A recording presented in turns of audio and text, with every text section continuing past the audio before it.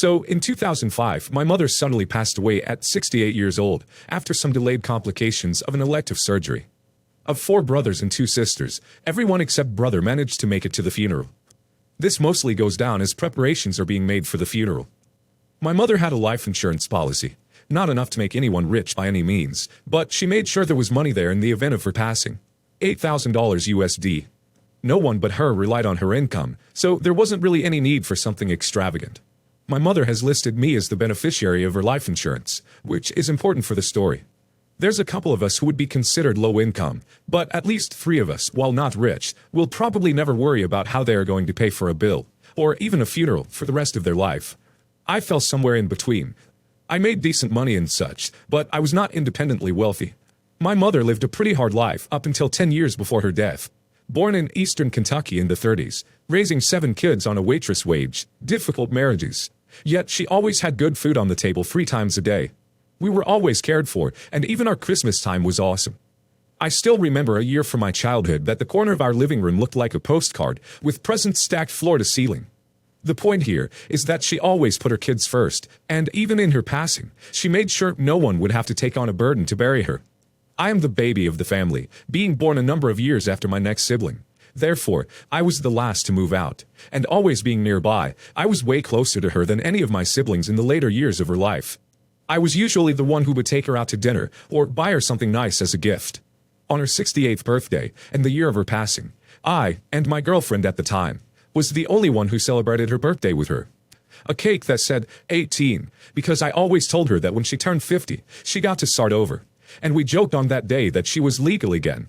Not one of the other 2 that were local even stopped by, and none of the rest even called. The closeness is important, because that led me to being listed as the beneficiary on her insurance, as well as an insight to her opinion on the other children. She loved her kids, but facts are facts, and she could recognize them. One sister, we'll call her B, had become known as 2-week B, because if she borrowed anything and had it more than 2 weeks, you were never going to see it again. And my mother saw this in my sister, and she and I would talk about such things. B, of course, was one who wasn't on the poor end of the economy, so she had no monetary reason to be that way.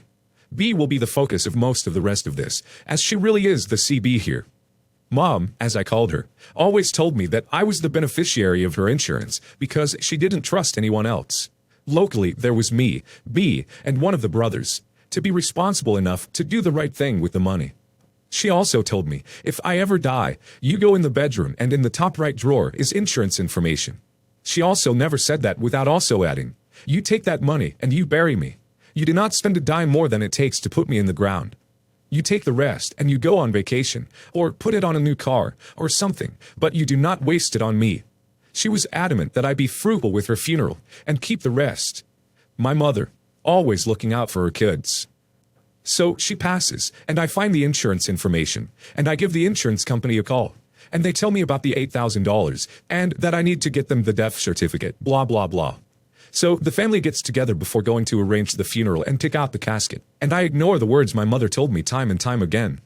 I say, Mom's insurance is $8,000, that's your budget. I emphasize that $8,000 should be more than enough, and to not go over. I did not allocate some small portion, nor limit them in any other way.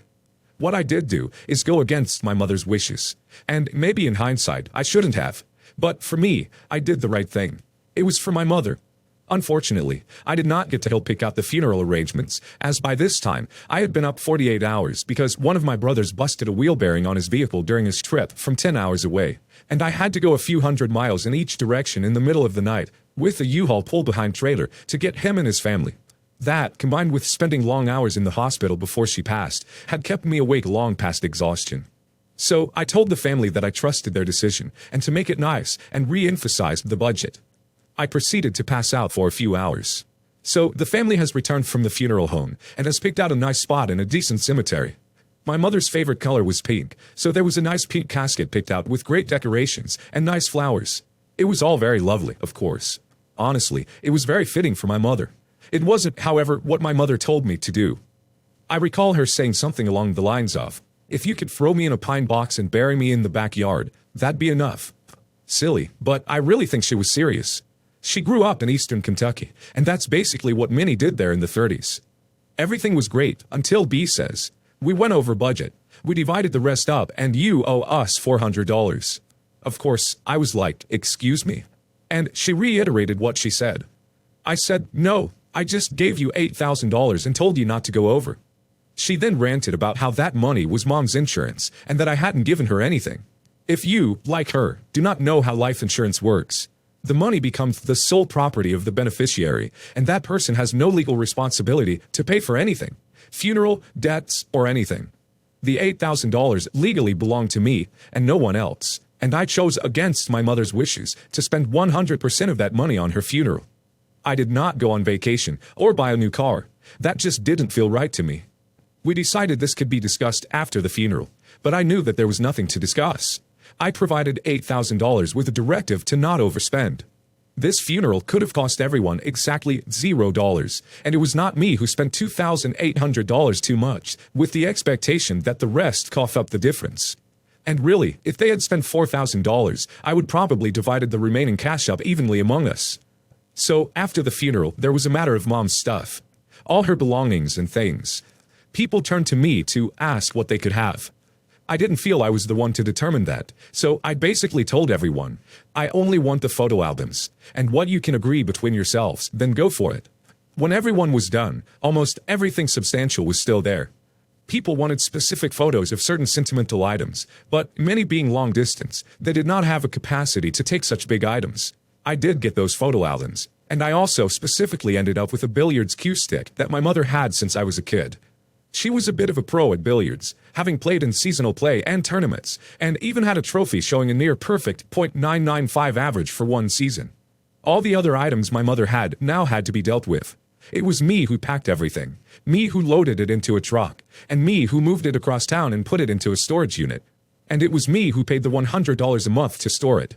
So, weeks after the funeral, B brings up the money you owe me. This did not end well on that front, but at the same time, it didn't seem to hinder our brother-sister relationship either. Life went on, and we remained close, and still, just brother and sister. Work was drying up where we lived, so I moved to another city. And as luck would have it, or bad luck, I ended up on temporary disability there. And as more bad luck would have it, my disability insurance refused to pay my doctor-asserted claims. I reached out to B, who was financially able, and was close to the storage, to ask if she could pick up the tab on the storage unit until I get off disability and could return to work, and earning some paychecks, and that I'd pay it all back to her. I had been paying this storage for about a year at this point, and when I moved, I added some of my own stuff to it because there was room, and I had planned to drag the rest along with me as I returned to the area for visits. B told me that their money was tight, and that they couldn't help me out at all. She seemed to have no concern that most of the stuff in there belonged to her mother too. But she definitely had other plans. I tried to arrange with the storage company, sending what I could when I had it, but I was literally living off 88-set banquet TV dinners on a daily basis, just to eat. B didn't seem to care about that either, and honestly, I'm not the type to ask others to feed, clothe, or house me anyway. I was fortunate that the job I had taken, and working when I went on disability from, was willing to front my rent and electric bill based on future work. A loan which I paid back entirely. But my mother's belongings had value to me, to all of us, but apparently not to B, or at least it seemed that way. When I couldn't pay any longer on the storage, I told B that I guess they were just going to take all the stuff and auction it off.